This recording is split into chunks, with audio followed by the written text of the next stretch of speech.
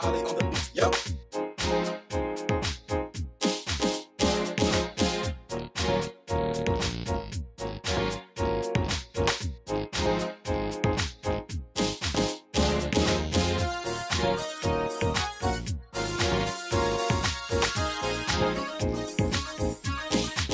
When life calls on you to be every woman and your relationship is called into question, it might be comforting to know, if she were you, what would she do?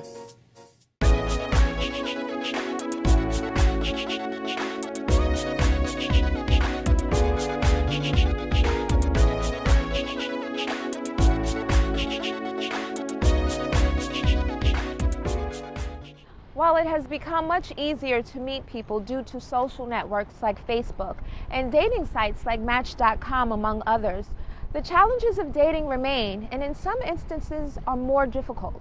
When it comes to meeting a new person, getting to know a new person, deciding to become romantically involved can evoke a gamut of emotions from enthusiasm to dismay. Now think of the challenges you've endured in dating. Now add a disability, and not just any disability, one that causes you to rely upon a wheelchair. On today's show, I'd like to discuss that experience. Is it more difficult to date if you're in a wheelchair? And what factors play into that difficulty?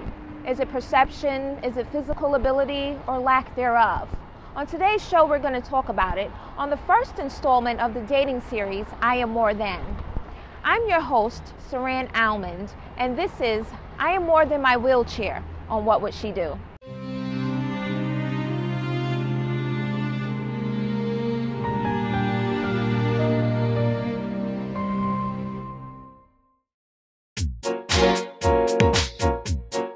Ollie on the beat. Yep.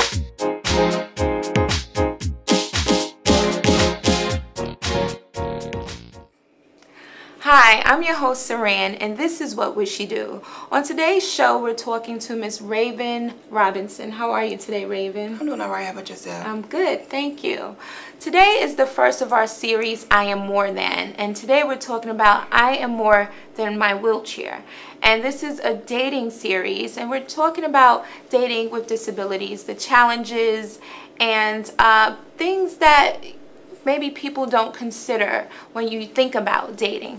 So Raven, I wanted to talk to you because when we originally spoke, you are very strong-willed, and you have a story that I think can enlighten a lot of people and encourage a lot of others. So just give us a little bit of your story. My name is Raven Robinson. My injury was May 2nd, 2010. I got shot. I have one bullet landed in my back. I have a spinal cord injury. It was an altercation between me and another female. 3 years ago, Right. you were shot. So right away, did you know that you had an injury that would leave you? No. At the scene of the situation, I got rushed to the hospital. I died twice. I was not supposed to make it, but after all they pulled me through at CMC Carolina Medical downtown. I stayed there about 4 months. I had to stay in ICU for about, I could say about 3 or 2 or 1. It depends, because I had to be in rehab also for a couple of months to get my strength back up, because I also was weak and couldn't talk. You know, I had a trach in my throat. Okay. It was just, like I said, it was just a big turnaround for me in my lifetime at the age of 19 years old. Wow. I was turning 20 Okay. that following year. Okay. So, you know, being young and being in that situation, you know, yeah, I was angry and, you know, depressed sometimes and things like that. But other than that, you know, you get through it day by day. Well, that was just 3 years ago. So who you were then and who you are now, what are the differences? I live a normal life. I could say I live a normal life. It's really not a big difference. It's only if you make it that way. Okay. Well, that's your daily, everyday life. But what about your dating life? Like, how has being in a chair affected your dating life? Me personally, as me being a well-known person, I never had problems of an issue of dating, standing, or as walking, or now in a situation of me being in a wheelchair. And I mean, I have a boyfriend now, you know. Okay.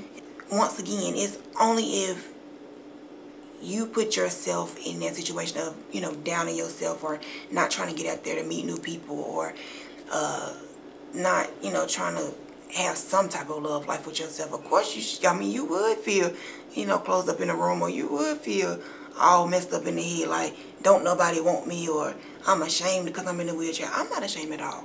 Okay. I'm not ashamed at all. But what about people, because you seem like you are and have always been pretty outgoing. Right. So what about those people who are more introverted and they were not that outgoing before? Or how about someone who has always been in a chair and they don't know life outside of that, so their perspective would be a lot different from yours?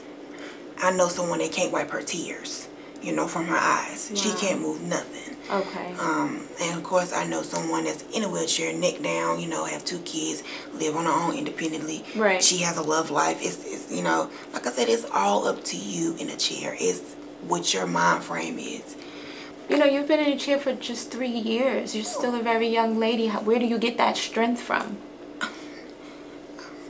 There, right there, I can say that's just a blessing for me.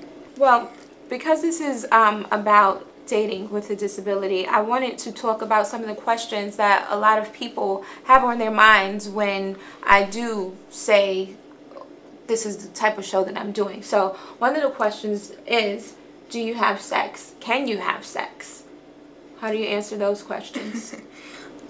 Sex life as people in wheelchairs, like I said, everybody has different you know, conditions in a wheelchair. Mostly, well, for me, yes, I can have sex. Yes, I can have a baby. It's nothing wrong with me. Okay. In the inside, Right. it's nothing wrong with me. A doctor will tell you can have sex. Okay. So what is the extent of your injury? Because I know everybody's... I'm a T3. I'm waist down. Okay. That's, like I said, parallelism. Okay. T3 is just right there in the middle. It's right there in the spine. The bullet is enlarged in there. Oh, it's still there? Yes. Okay. Yes, enlarged in there, 6 inches from my heart. Whoa. So yeah. That's a blessing that you're here to share your story. Right. But when you talk about the aspect of dating, you know, a lot of times we might think you're limited to some activities. What would be ideal if you were going out with someone who was in a wheelchair? Dating in a wheelchair, I can say you can go bowling, scuba diving, you can do that. You can, of course, do Zumba together.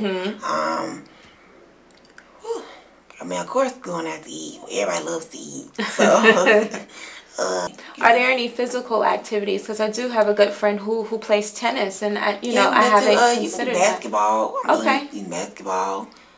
Like you say, tennis. I know people that do. I know people in which do soccer. So, you know, you can do a lot of things. Like I said, it's all up to that person if they're willing to, you know, include themselves in activities. Okay. I think those kind of activities, whether you're dating or not, would do something to help boost your self-esteem and your general overall attitude about your situation. Basketball was my thing. But yes, of course, when I got in my situation, it was like, no, I haven't touched the ball since.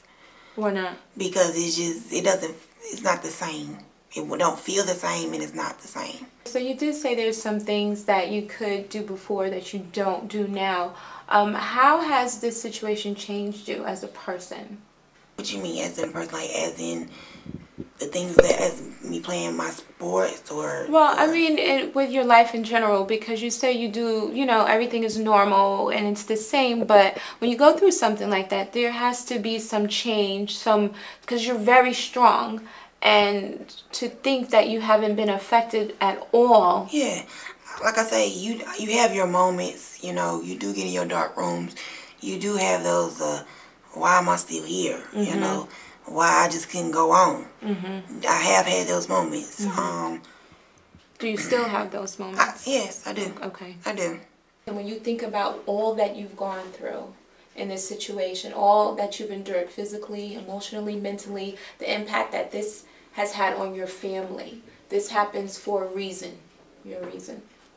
Today, now that I, look back on everything and I, sit back and I, skim and skim with what I went through from May 2nd to now, it'll be going out here and telling people, or trying to be a motivational speaker, keeping people in a positive mindset that you can do a whole lot of things and not trying to down yourself in the inside.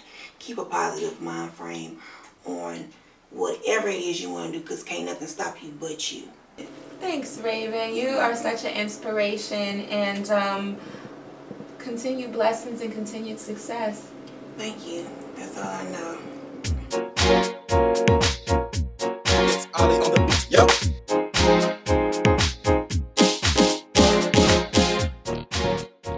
Well, the topic of today's show is dating with disabilities. So my first question, Teresa, have you ever dated someone who utilizes a wheelchair? No. No, I have not. I have not, ever. No, really, I haven't. I'm sorry. Would you? Yes. Yeah, if I loved her, I guess, be fine.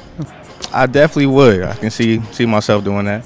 Okay, why? Because I don't look at the wheelchair as something, as an obstacle. I look at it as a challenge. I mean, that doesn't make them less of a person or anything like that just because they're in the wheelchair. Okay. They're still a beautiful person inside and out. Absolutely. So what is the greatest dating challenge that you faced?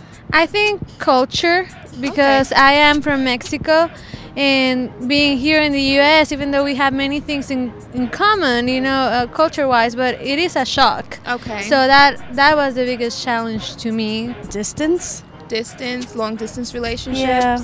I had no dating challenges right now, so I don't know. If you met someone online and later found out that they were dependent upon a wheelchair, would you continue to get to know that person? Absolutely. Yes.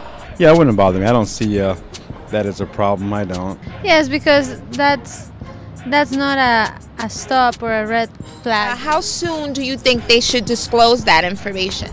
As soon as possible. Well, hopefully within a couple of weeks you get to know the person a little bit, I guess. Okay. Well, would it make a difference if it was later than sooner? It might make me feel some type of way, because I feel like you should just put that out in the air right when I get to know you, start talking to you, instead of having to find out later on after I'm catching feelings for you. So I still think you should put it out right away. It's kind of like, what if I have a problem walking, but I still walk, you know? So I'm not going to say to somebody, oh, I do this whenever I walk. Like, it's not something that... What about if I had a, eating habit that it's not cool for some people? Well, that is you. That's who you are. So I don't think you have to tell them. I mean, I think honesty is the best policy, but I can understand why they might not disclose the information just based on their fear of rejection. What would be your greatest concern, if any, in dating a person who utilizes a wheelchair? People trying to judge us as a couple. They, because they want to, are able to be independent. Being able to, if God forbid they had an accident and fell, if I'd be able to pick them up or, tend to them. But I don't look at that as an obstacle. I guess it'd just be another challenge.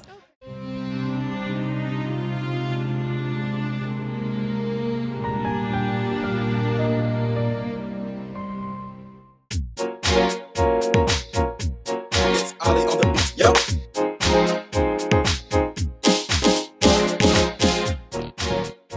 Hi, today we're here at the Respite Center, and I'm talking to Asha. How are you, Asha? I'm doing good. Good. So the topic of today's show is dating with a disability. Have you ever dated someone who utilizes a wheelchair?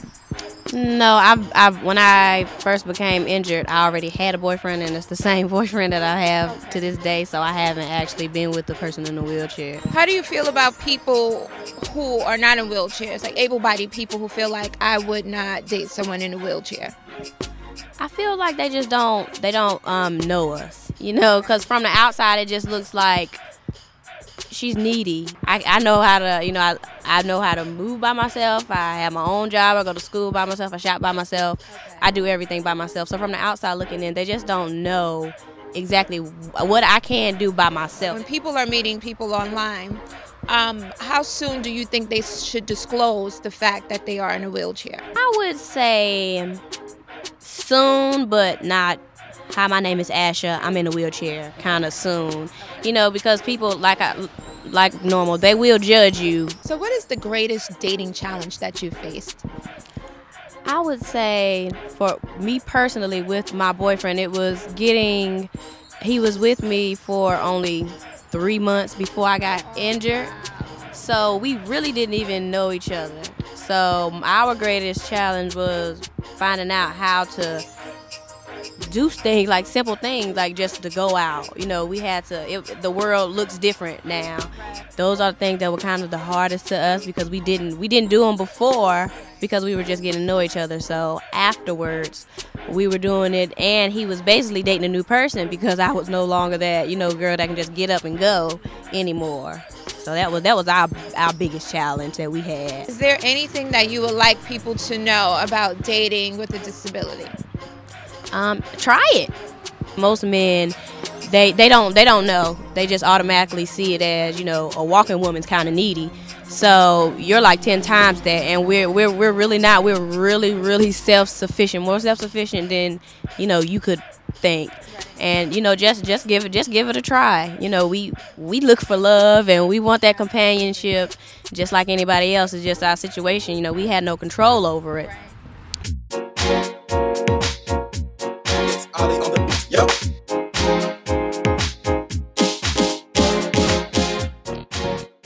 Have you ever dated someone in a wheelchair?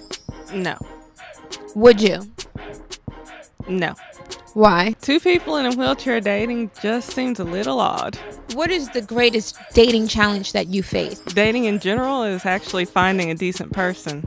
That's all of us. I'm not sure if I want to say the one for dating in a wheelchair. Go for it. Usually the most difficult one is sex. What is your concern about sex in a wheelchair when you utilize a wheelchair? It's not as interesting as you would think it would be. So those people that are just plain done with it, they're fine. But the more creative people, not so much. Okay. Well, how do you get around that? Or is there a way to get around that challenge? It really depends on how much you like the person. If you don't really care for them, you're just wanting to try something new, you don't worry about it. If you really care for them, you'll find a way. So for people who are into online dating, how soon do you think they should disclose the fact that they are in a wheelchair? I would say fairly soon, because you don't want to wait too long, then the person's going to think you lied to them, and they're going to have to rethink the whole, do they like you? Is that something they want to deal with? Now, is there anything that you want people to know? Specifically, just don't judge someone in a wheelchair with any disability before you get to know them.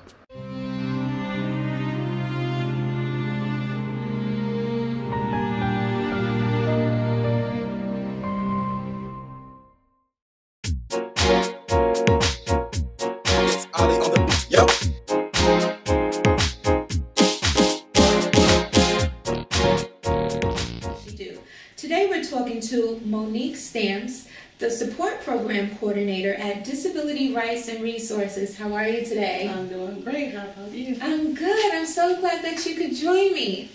Well, this is my first installment of a dating series entitled I Am More Than. And today we're talking about dating with a disability, and the series starts with I am more than my wheelchair. So, what do you think about that?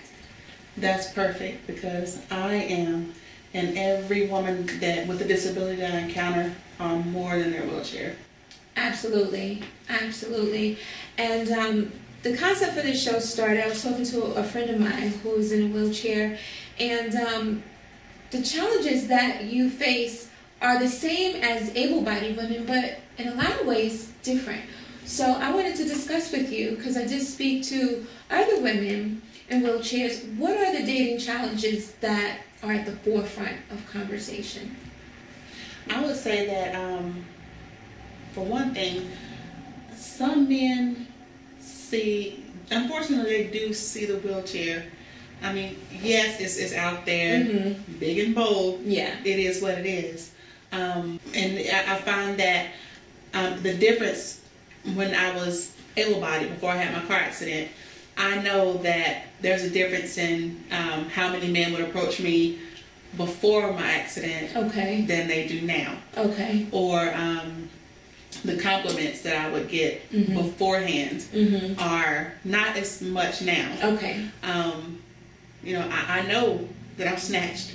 Hello. I know that I'm beautiful. Yes. But, you know, people tend to see this more so than they see me as a person until they get to know me. A lot of people are really PC on camera, but people who I've spoken to and they say, oh no, I would not date someone in a wheelchair, express concern about how dependent you can be and or independent you can be. What do you have to say to speak to that issue? I would say people need to be a little bit more open-minded than that because you never know when a disability can happen to you or someone in your family.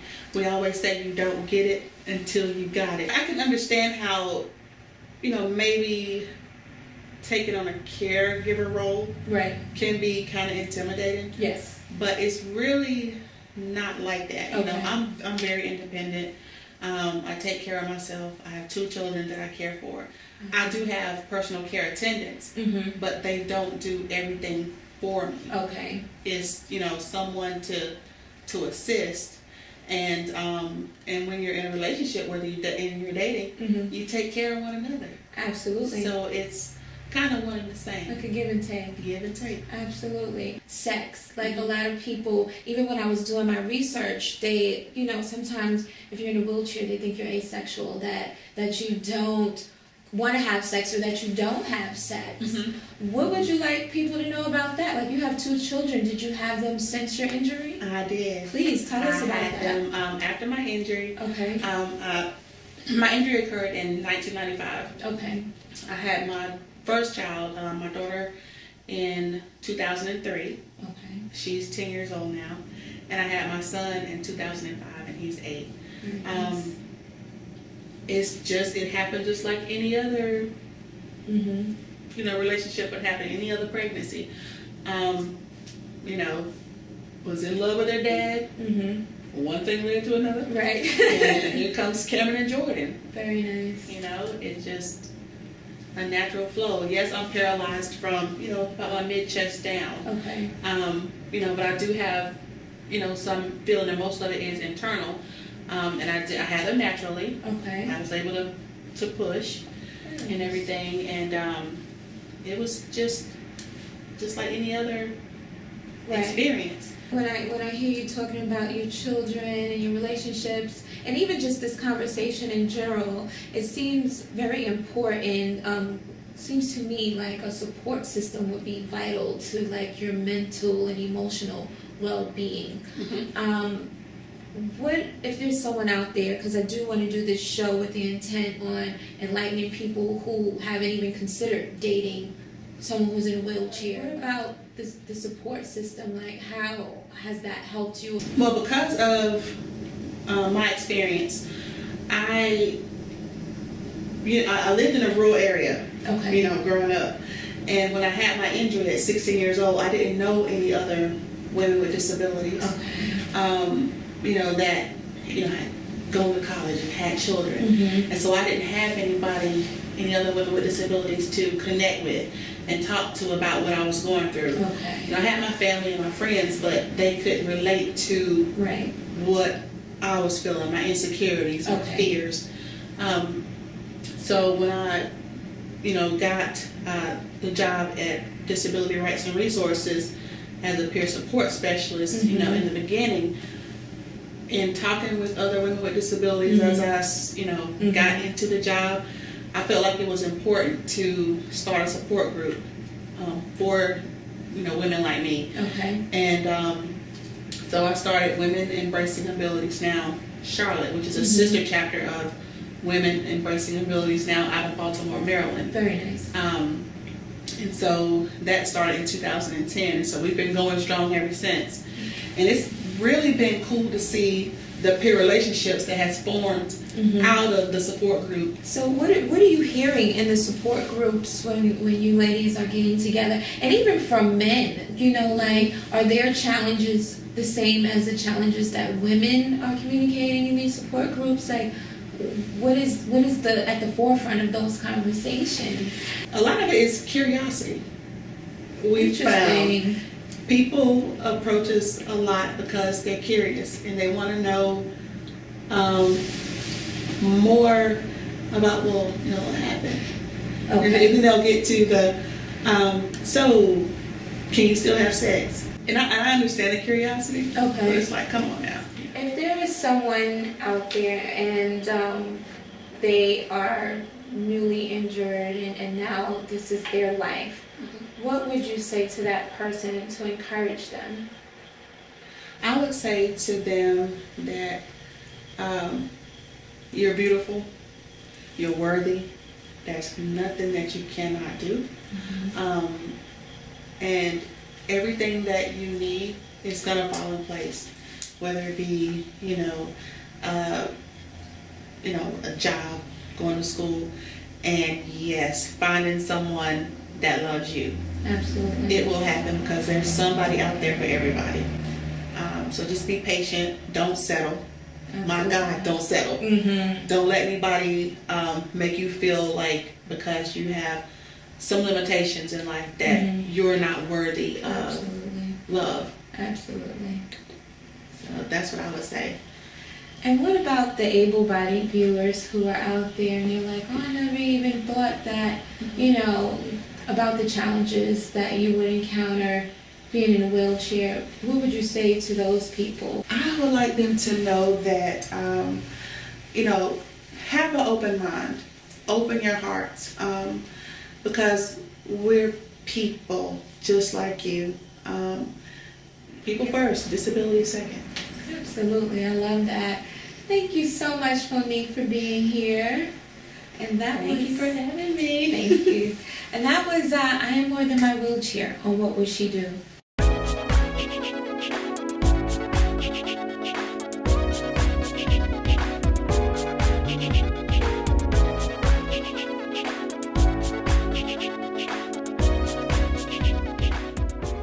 For more information on resources available to those in wheelchairs, please visit my website at whatwouldshedothe.wordpress.com and follow the show on Twitter at WWSD_the show. I'm your host, Saran Almond. Thanks for watching What Would She Do? It's Ali on the beat. Yep.